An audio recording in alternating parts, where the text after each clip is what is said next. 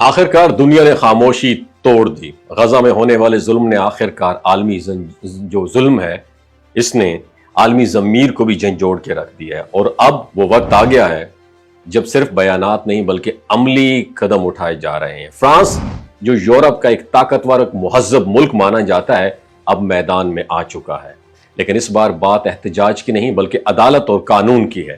France کی انسداد دہشت گردی عدالت نے اسرائیل کے خلاف ایک ایسا مقدمہ درج کیا ہے جو تاریخ میں پہلی بار یورپ میں غزہ کے مظلوموں کی قانونی آواز بن کے ابھرا ہے۔ یہ مقدمہ صرف کاغذوں کی کارروائی نہیں بلکہ اسرائیل پر سنگین الزامات کا مجموعہ ہے، جس میں نسل کشی میں معاونت اور امدادی سامان کو روک کر انسانوں کی زندگیوں سے کھیلنے کے الزامات شامل ہیں۔ فرانسیسی پروسیکیوٹرز کے مطابق اسرائیل نے دانستہ طور پر وہ ٹرک روکے جن میں خوراک، دوائیں اور پینے کا صاف پانی تھا۔ یہ وہ امداد تھی جو غزہ میں بچوں، خواتین اور بزرگوں کی زندگی بچا سکتی تھی، لیکن اسرائیلی افواج نے ان ٹرکوں کو روکا اور دنیا نے یہ سب کچھ اپنی آنکھوں سے دیکھا۔ مگر اب پہلی بار عدالت نے ان مظالم کو قانونی زبان میں نسل کشی کی معاونت قرار دے دیا ہے، اور بات یہیں پر ختم نہیں ہوتی۔ اس دن ایک 70 سالہ فرانسیسی خاتون نے بھی ایک الگ مقدمہ دائر کیا۔ اس کا کہنا یہ ہے کہ اسرائیل کی بمباری میں ان کے معصوم نواسے اور نواسی جن کی عمریں صرف 6 اور 9 سال تھی بموں کی زد میں آ کر شہید ہو گئے۔ انہوں نے اپنی اپلیکیشن میں لکھا کہ یہ محض جنگ نہیں بلکہ باقاعدہ قتل عام ہے۔ بچوں کا قتل، ایک ماں اور نانی کے دل کا جنازہ نکال دینا، کیا اس کا کوئی حساب نہیں ہوگا؟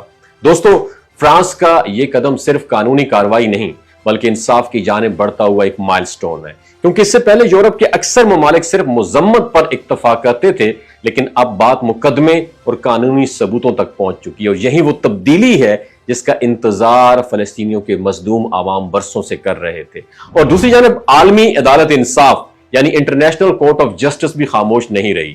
اس نے حالیہ فیصلے میں اسرائیل کو حکم دیا کہ وہ غزہ میں امدادی سامان کی فراہمی میں رکاوٹ نہ ڈالے اور فوری طور پر ممکنہ نسل کشی کو روکے، اور یہ فیصلہ صرف ایک مشورہ نہیں بلکہ ایک قانونی حکم ہے جس کی خلاف ورزی سنگین نتائج کا باعث بن سکتی ہے۔ یاد رکھیں، آج جو قدم فرانس نے اٹھایا ہے وہ صرف ایک ملک کا رد عمل نہیں بلکہ پوری انسانیت کی ترجمانی ہے، اور یہ اس لمحے کی نمائندگی کرتا ہے جب مظلوموں کی چیخیں قانون کی زبان میں ڈھل جاتی ہیں، جب صرف آنکھوں کے آنسو کافی نہیں رہتے بلکہ ہاتھوں میں انصاف کا پلڑا بھی تھامنا پڑتا ہے۔ یہ پہلا مقدمہ ہے لیکن شاید آخری نہ ہو۔ اگر فرانس میں انصاف کا چراغ روشن ہوا تو ہو سکتا ہے کل جرمنی، اسپین، اٹلی، حتیٰ کہ امریکہ کی عدالتیں بھی ایسے مقدمات کا سامنا کریں، کیونکہ ظلم کبھی اکیلا نہیں رہتا اور نہ ہی انصاف۔ تو دوستو، یہ وقت ہے بیدار ہونے کا، آواز اٹھانے کا اور دنیا کو بتانے کا کہ مظلوم کی فریاد رائیگاں نہیں جاتی۔